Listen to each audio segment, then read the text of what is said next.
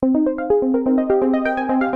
PNC Roundtable. Hello, this is Ric DeVore, Regional President of PNC Bank, and thank you for listening to PNC Roundtable celebrating its 5th year. It's on this show that we tackle some of the region's top issues with people who truly make a difference in our region. Welcome in to PNC Roundtable. I'm Paul W. Smith, along with our co-host, the Regional President of PNC, Ric DeVore. And it's always a pleasure to be with you. And you know what's great, too, is I get to congratulate you again, you, Rick, and all of PNC for the great job you did as PNC, the Detroit Public Schools, Detroit Public Television teamed up on Back to School. You did a great job supporting that Back to School program, once again proving that helping kids is in the very DNA of PNC. Well, it is Back to School. It's September, and we're happy to do it. And as it turns out, the person that interviewed me is his wife is a PNC employee, so she knows our DNA well, and Wow. He knew a lot about our Grow Up Great program, about our commitment to education. So it's a pretty easy interview for me to do, quite honestly. Well, good. Well, you know what you're doing, and you do a lot of what you do from the heart, and it all makes good sense. I got that note from Rich Homburg, the president and CEO of Detroit Public Television. I set it aside and I said, when I see Rick, I can't just tell him to make sure the N is not burned out in the PNC building there. I had to tell him about the kudos for helping these kids get back to school. And on the program today, we're going to talk about other people who help other people in this conversation about the Kresge Foundation. And we're happy to have the president and CEO of the Kresge Foundation, Rip Rapson, with us. Rip, nice to have you on the program Thanks. today. Nice to be here, Paul. And Wendy Jackson, Senior Program Officer, Community Development for Detroit of the Kresge Foundation. Wendy, nice to have you here. Thanks for having me. I think the people that are listening now know what the Kresge Foundation is, or at least they've heard a lot about the Kresge Foundation. It's one of the country's largest philanthropies, and it's based right here in our hometown. But for those in the listening audience who are unfamiliar with the foundation, Rip, take us through this. Tell us what the foundation is all about, what you do, and where and how you focus your work. Well, some of your listeners may recall the old Kresge Five and Dimes, of course. We had one here in Detroit. And Sebastian Kresge began his philanthropy way back in the 20s, starting with just sort of a checkbook style of philanthropy, giving to the causes he cared about. But when the enterprise got bigger and the family decided it wanted to kind of get out and do other things and sell to Kmart, which became sort of the successor organization to the Kresge stores, they created a trust. And the family's wealth essentially went into trust for the purposes of advancing social good of almost any kind. For the better part of 30 or 40 years, Kresge focused on building campaigns. So an art museum, a dormitory, a hospital complex, all would probably have Kresge money in it somewhere, somehow. And about 6 or 7 years ago, we began diversifying just a little bit to concentrate our energies more fully in Detroit and to pick up sort of topic areas like health and the environment and human services to try to broaden the kind of impact that we thought Sebastian Kresge would want to see in the kind of the complexity of modern-day America. It would be said, Rip, that you kind of made some bold changes in the last 6 or 7 years in the concentration on American cities. Kresge does have a long legacy of helping buildings get built. And so when we thought about 7 years ago about whether the wash of current problems suggested maybe a slightly different approach, it was a big change because people sort of understood that when you built all of these different kinds of enduring statements to a university or to a hospital system, Kresge was almost always in the mix.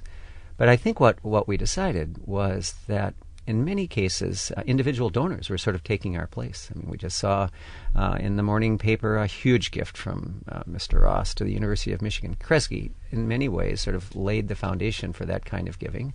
And now people are sort of have moved in and sort of taken it to a next level. So we thought maybe there are other ways in which we can use our money that is equally beneficial. And we've ended up focusing on American cities, trying to make sure that there are full opportunities for low-income people in those cities. It's really sort of classically what private philanthropy can do, is help people kind of get a leg up and create pathways of opportunity for people who might not otherwise have them. Pretty definite to say, Ric DeVore, that in Detroit, the Kresge Foundation is at the very heart of just about every positive change that's underway. They really are, and of course we're involved, and we've been watching their involvement with the M1 light rail, for example. But with that said, this roundtable actually came from a lunch that I had with Rip, and we had met each other at a function with the governor, and then at the M1 announcement and so forth. And I thought to myself, I go by this facility, the Kresge Foundation, every day, multiple times a day.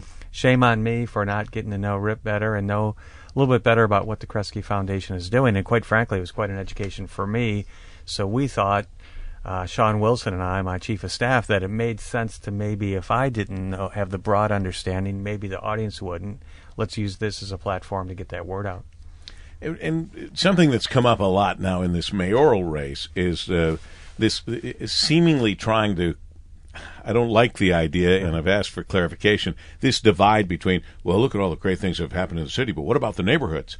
Well, look, you got to work on both, and it's a lot easier. There's a straighter line to working on the cities for a variety of reasons we don't need to go into, but you've partnered in the revitalization of such a long list. As Rick mentions, we can't go through each one, but if you look at the riverfront, Midtown, Campus Martius Park, and a host of a whole bunch of neighborhood projects that are very, very important. And maybe, Wendy Jackson, you can talk a little bit about some of that. Well, yes, we are one of the largest investors in the city of neighborhood revitalization. And I think you're right, it is both neighborhoods and the core. Through our neighborhoods program, for instance, our grant making, we invest about $10 to $18 million a year in the city across a number of neighborhoods. We're working right now, for example, on some of the changes that the community is seeing in the Livernois-McNichols area. We've done a number of projects on the east side and southwest Detroit. Lots of focus around kind of what we call at the foundation anchor institutions or organizations within neighborhoods that, if with real significant investment, can really help start to generate positive physical change as well as improvements across the board within various neighborhoods in the city. And improvements that include improving opportunities for young children in Detroit, not only as an education issue but as an economic imperative. And this is a real focus and a dramatic change in many ways. We've always understood that education is key to the future of this city. And in many ways, this city is enormously blessed to have institutions like the Skillman Foundation, General Motors, and others who have invested deeply in trying to help turn around the K-12 education system. But there is also, I think, an increasingly active cohort, including and in many ways led by PNC, focused on those early years. Because unless you get to the kids in that 0 to 5 time frame, it's just an uphill struggle. You can do it. You can turn kids' lives around with really good K-12 educational opportunity, but it is so much preferable to get them when they're early, get them when their brain is still developing, develop the kinds of developmental milestones that they need to hit in order to get to school ready. So for Kresge, it's both a big turnaround in the sense that we had focused largely on K-12, but it also just seems a logical extension because this is just sort of a spectrum of development opportunities, and doesn't mean we or Skillman or PNC or anyone else is going to give up on K-12. It's just that it's one of those and kind of propositions where you can do both. Really consistent with the governor's view. I think he's more of a birth and that, the whole spectrum. But we're just, at PNC Bank, we're just delighted that Kresge is, joined us and others. You mentioned GM and obviously Skillman and others in this focus on pre-K. It's just so important. What we're hoping to do, and Paul, as you know, we talked a little bit about this on the last show, is we're hoping to use this as a platform to get other people enrolled, other corporations, other for-profit institutions. And it can be lots of things, right? It can be volunteerism. It can be, obviously, financial gifts. But we have a great platform in these institutions that have endorsed this. Now we need to, I think, capitalize on that. It sounds like a banking term, but I'll go ahead and use it. But well, you're a banker. It's okay.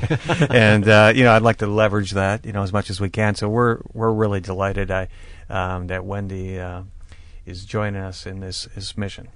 Wendy is Wendy Jackson, Senior Program Officer, Community Development, Detroit, the Kresge Foundation, and Ric Rapson, the President and CEO of the Kresge Foundation, along with our co-host, Regional President, PNC, Ric DeVore, and Paul W. here, usually with you Monday through Friday from 5:30 till 9 in the morning. And we're talking about these positive changes that are happening in Detroit, all throughout Detroit, and the opportunity for Detroit to change the way it serves its young children. And you've mentioned some of the partners, but I'd like to hear about some of, well, if you can come up with some of the other partners and give them a little attention as well, Rip, or Wendy, or both, because I did hear you mention a couple here. There are a number of people.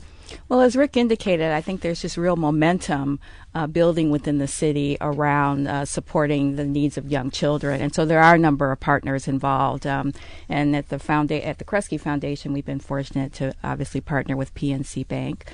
But, for example, we do have a really strong partnership among foundations, both local and national, that are working on this issue. So in addition to Skillman, we're working with the Max and Marjorie Fisher Foundation, the Community Foundation for Southeast Michigan, Kellogg, and a host of other partners that are coming on board now to really start to look at how we can, in many ways, build a platform and a framework for children from 0 to 5 in Detroit.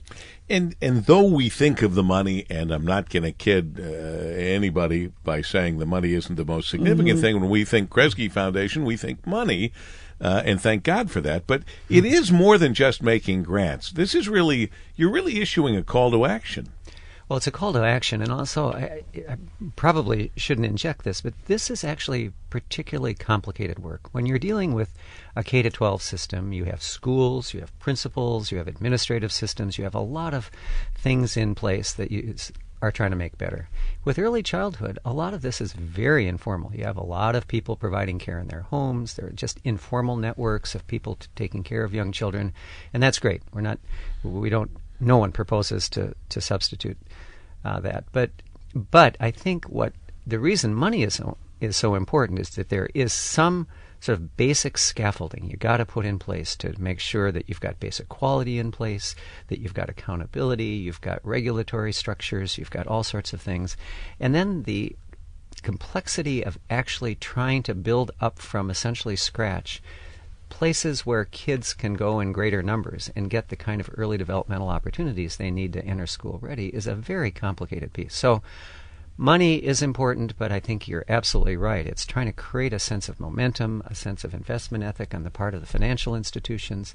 This is going to take a lot of money, and it's going to take a lot of energy, and it's going to take a lot of imagination. And Ric mentioned the governor. It's hard to overstate how important executive leadership at the state level is to move this agenda. I came from Minnesota 7 years ago, and we could not move this needle until the corporate community and the governor got on the same page. And I think what's so terrific about PNC's leadership and GM's leadership and others is that that's happening. You've got a governor deeply committed to this stuff who's prepared to put the prestige of his office behind it, together with the financial institutions, together with some of the more discretionary money that philanthropy has. Because at the end of the day, we don't have to report back to shareholders or stand for election the way the governor does. We can kind of move the money around and move the pressure points around. It makes the most sense to do. We're on the same page, and it's the right page. I think so. And going back to the Mackinac Policy Conference, you heard Michelle Rhee bring that very topic up, that under this current governor, there's been the ball has moved down the field much more than any of the prior administrations. And I think Michelle would be the first to admit that she's not saying that means that she get, everything she agrees with in terms of the governor's stance on various issues. And I'm sure the governor would be in the same place. But we have had a lot of positive momentum. I view that as kind of air cover, if you will. But still, there's, getting back to what Rip was saying, this is really heavy lifting, because our foundations and all have to make sure that we have measurement vehicles in place to measure these things. But there's more than learning that's going on here. We have financial literacy. You have dietary issues, and especially during the summer on the weekends, safety issues. Lots of different things that you bolt it all on are all part of this equation that we're trying to answer, which is early childhood. But I want to emphasize, it's not just about learning. It's also about health. It's about safety. It's about financial literacy. And that's why I think this clustering concept that you're talking about of, basically going in a neighborhood and, making a big investment, but then clustering around it is very similar to Skillman and also the Fisher Foundation. What Philip's trying to do, very similar. What he's trying to do in Brightmoor. So it's God's work, so to speak. It's a lot of heavy lifting, but it's also, in my opinion, one of the most rewarding things I've ever been involved with. So. One of the tough things we had in Minnesota when we tried to create something very similar to what I think Ric is trying to create here with his partners is that there was always this argument that, you're focusing on the early ages and you're sort of abandoning the teens. And I think that's just not where this community is finding itself. I mean, there has never probably been more energy around education reform than we've had now. We've got Covington, we've got the public school district, we've got the privates, we've got the charters. I mean, there's a lot of energy, a lot of capital moving into that space. And I think what we're trying to do is create balance so that by the time these kids hit the formal school system, they do better. Well, and let's face it, because a lot of the conversation over the last few years in Michigan was at the college level and who was getting in and how and all of that. My friends, if you wait until the college level to be involved, it's way too late. It has to be where you are right now. Right. It just has to be. And I thank God that's where you are. And how will we know if and when we've moved the needle in Detroit for young children? I know you've thought a lot about this, Wendy. Yeah, there are a number of indicators that we're starting to pull together and track. Of course, as both Ric and Rip mentioned, the issue of kindergarten readiness and how we look at that is a pretty significant component. For example, right now the state is piloting a kindergarten readiness assessment so that we'll know how well children are prepared when they hit the kindergarten door. But we're also looking at indicators around safety, around health, and overall kind of community connectedness between among families and children.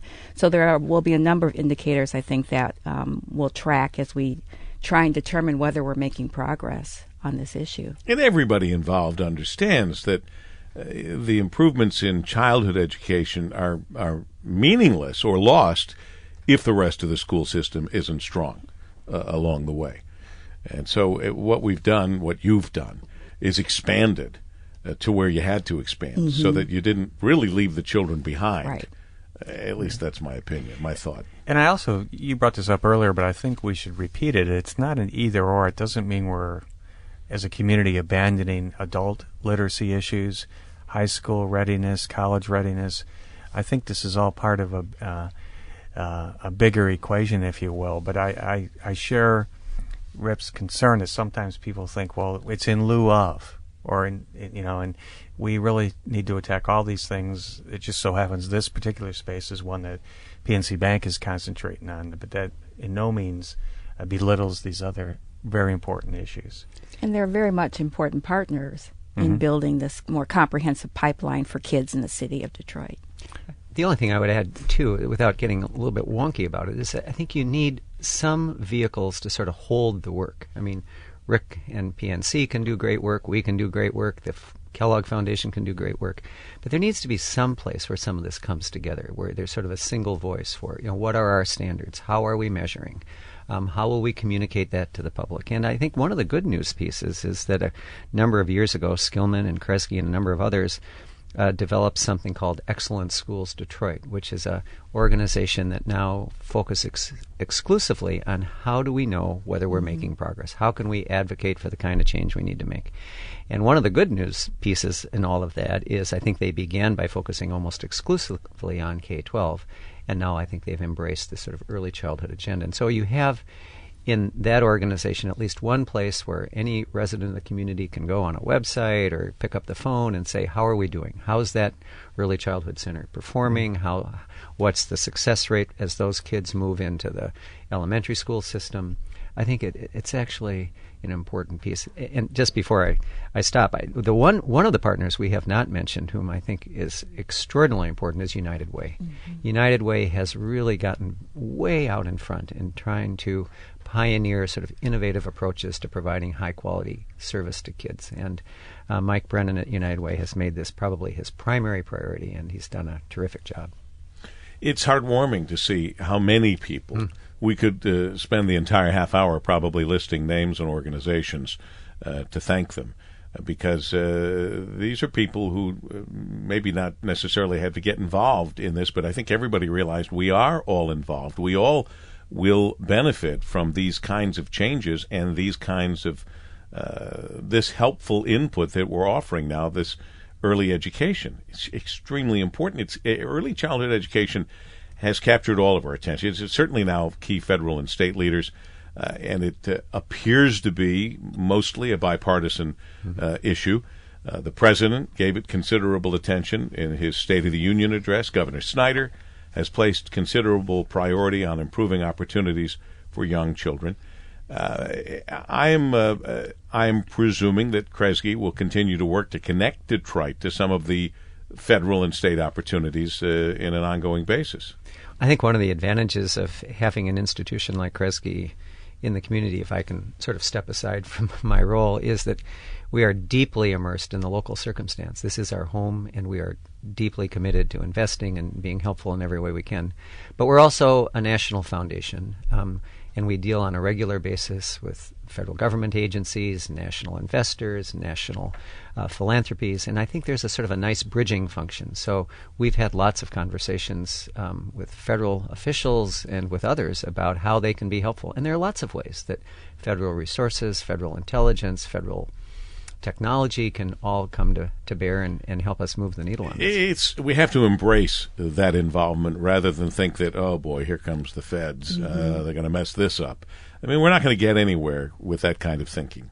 I think that's absolutely right. And I think this administration has been increasingly clear that they need to help in a way that sort of supports what's going on the ground. We just had the Secretary of HUD in here, Housing and Urban Development in Detroit, and he made it very clear that the kinds of roles that the feds can play is not to kind of come in, superimpose their view of the world, but to talk to community folks, neighborhood folks, and try to figure out how it is that the tools that the federal government has can advance the work on the ground. And I think that's true with early childhood as well. And I think Arnie Duncan has shown the same willingness. I mean, he's visited some of the schools and same kind of approach of wanting to understand but not mandate, okay, here it is, it's this one-size-fits-all. And I think that's pretty smart on their part. He's been very similar to that, what you're explaining. You know, it's incredible to me, just an observation, sitting here on the PNC Roundtable week in and week out. How many years now? 6 years? This is the start of the 6th year. Start of the 6th year that we're in right now, is to watch you, Ric DeVore, as the regional president and see how the job of bank president has changed so tremendously in just the last several years. And I think it's changed because you've taken on the responsibility that is far broader than what we used to think of or pigeonhole bank presidents doing. You're far more active in the community and in important causes that, I mean, there's a long road back to why it makes good business financial sense, but it's a long road. Well, I'm pretty blessed. I will tell you, I have the privilege of running our foundation locally, which is a different, really mousetrap than a lot of banks. A lot of banks will do it only at headquarters.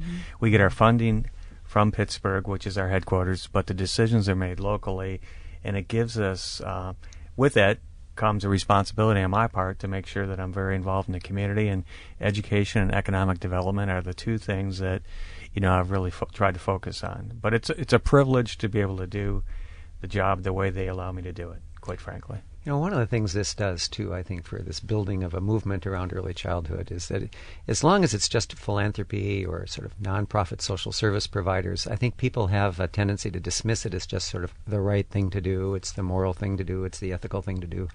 The minute you get major financial institutions into the game, even though they're motivated by all of those ethical considerations, it sort of clicks with people that this is an economic imperative, that this is an investment in the future of these kids over a very long trajectory, and that we all benefit as a community economically by the kinds of returns on that investment that it can generate. And so I know that's not why PNC does it, but I think it's one of the nice benefits of having the financial institutions and the corporations in the game, because I think it ups the ante for everyone. It sort of makes it less partisan. It makes it less specific to a sector. It just it broadens the coalition that can feel comfortable working on these issues. And you know what? We can grasp it too, Rip and Wendy and Rick. We get it. And to borrow from someone else's words, we do understand how we are changing Detroit and therefore Michigan and therefore these United States one child at a time. Because that's what it really, really comes down to. And a lot of times you talk about these efforts in this massive grouping, which makes it very impersonal. But when you realize it's that one little kid, it's significant, and we can all understand how important it is. Yeah, we have a number of ways of measuring how well a community is doing, but I tend to focus, and I'm paraphrasing, but really it is the measure of a community is really in how well it treats its children. And with this kind of movement, this kind of coalition building, I think you're really starting to see a greater focus, obviously more investment, but also just a better wraparound around how we serve and support young kids in the city of Detroit. And we deserve to feel proud of the kind of work that you folks are doing. And we are proud of that kind of work, and we thank you for that. And as always, we give our regional president of PNC, Ric DeVore, the final word here. Well, one thing I want to emphasize to the viewers and listeners is, how blessed we are to have an institution like Kresge, because it's like the best of both worlds. One, they're based here, so that's a great privilege, but also this national view where they can bring resources or even ideas that maybe work in New York or work in Los Angeles or something. And it's really like having your cake and eat it too, really, when you have institutions like Kresge. And that's why I really wanted to see if we could get the two of them on the show, and I appreciate their patience for that, but we really are blessed, and sometimes we take these things for granted, right? And I was telling Rip a cute little story, but my mother worked at Kresge in 1945. Oh, my. 1945. 1945? And because she needed to, and my aunt worked at Woolworth right next door, so must have been like Burger King and McDonald's. They benefited by right being close to each other instead of the competition. So if she were alive, she would probably get a kick out of this. But it's astounding to me, and I don't know if you ever release the figures or the amounts or whatever, but it's astounding to me that it goes back to when it was Kresge's rather than Kmart and whatever else along the way, and how much money the family devoted to this work for this to be carried on so many years later. It's interesting because so many families I've spoken with of wealth have sort of passed down that wealth from family member to family member to family member, which is completely appropriate in their call. The Kresges chose a different route. The Kresge family today still lives in the northern suburbs, people of very modest means, because Sebastian and his son Stanley chose to dedicate their great fortune to the public good. Is that where the SS Kresge came from? No, what is Sebastian's middle name? I don't even remember. Oh, that'll get me fired. Uh-oh. Oh, well. I doubt it. Or at least I hope not. Rip Rapson, President and CEO of the Kresge Foundation. Wendy Jackson, Senior Program Officer, Community Development, Detroit, the Kresge Foundation. And, of course, our Regional President, Ric DeVore. And I should mention, this is way off track, but I'd say in all my years of doing interviews, I've never had two gentlemen with just 3-letter first names and separated by one letter, R-I-C and R-I-P. It's a first. It's meant to be. It was meant to be, just as the work that's being done by this great foundation and all of the partners and by PNC, and we're glad you could be with us on this edition of PNC Roundtable. For Regional President Ric DeVore, regards, Paul W. Smith.